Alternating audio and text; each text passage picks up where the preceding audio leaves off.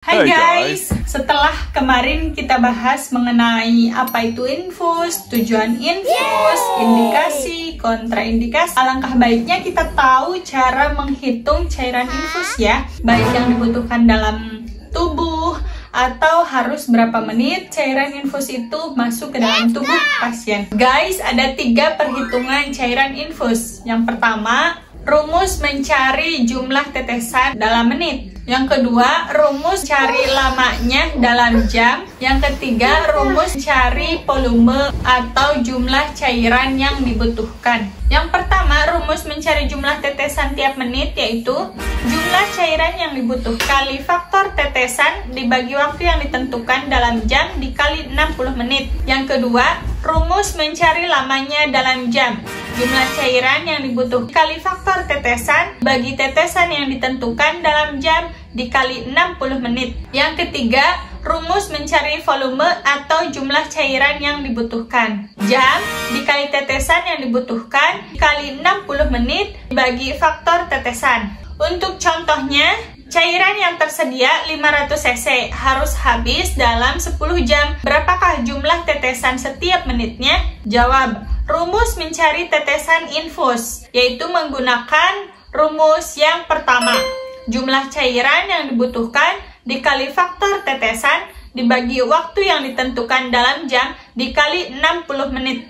Sesuai soal tadi, jumlah cairan yang dibutuhkan 500 dikali 20 faktor tetesan dibagi waktu yang ditentukan dalam jam, harus habiskan tadi 10 jam dikali 60 menit. 500 dikali 20 sama dengan 10.000 dibagi 600 sama dengan 16,6 tetes per menit. Jadi jumlah tetesan setiap menitnya adalah 16,6 tetes. 500 cc itu sama dengan 1 flabot infus ya. Kalau misalnya 10 jam 1 flabot, berarti dalam 1 hari itu menghabiskan 2 flabot setengah. Rumus cepat. Berapakah jumlah tetesan per menit jika seseorang membutuhkan 3 flabot NaCl 0,9% dalam 1 hari? Jawab, 3 flabot sama dengan 3 kali 500 ml sama dengan 1500 ml. Faktor tetesan 20 tetes per menit. Waktu yang dibutuhkan 1 hari sama dengan 24 jam.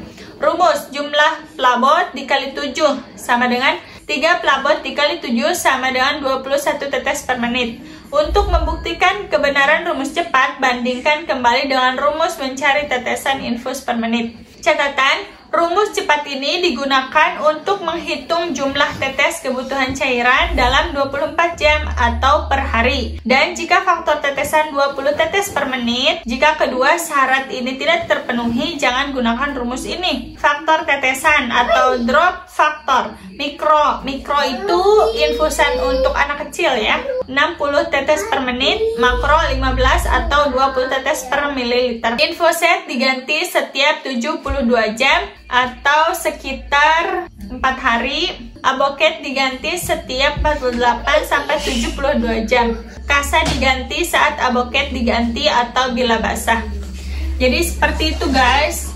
Dalam mencari tetesan infus saja, untuk kebutuhan cairan pasien itu diperlukan perhitungan yang sangat cermat. Hitungan tetesan infus itu tentunya kita berkolaborasi dengan partner kerja kita, yaitu dokter. Dimana teman-teman, apakah sudah bisa perhitungan cairan tetes infus ini? Baiknya kita praktekkan untuk kegiatan kita sehari-hari di instansi kesehatan, di tempat kita bekerja ya.